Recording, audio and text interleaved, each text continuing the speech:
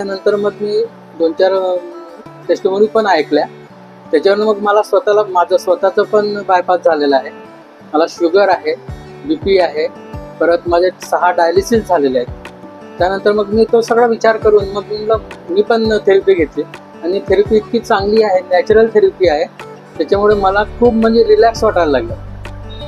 आणि शेवटी असं झालं की ती थेरपी घेताना मी एकदम म्हणजे एवढं रिलॅक्स झालो की ज्याच्या अगोदर मी एन्जिओग्राफी 3 ते 4 वेळा मी एन्जिओग्राफी करून घेतली आहे. स्वतः केलेली, डॉक्टरने सांगितलेलं नाही.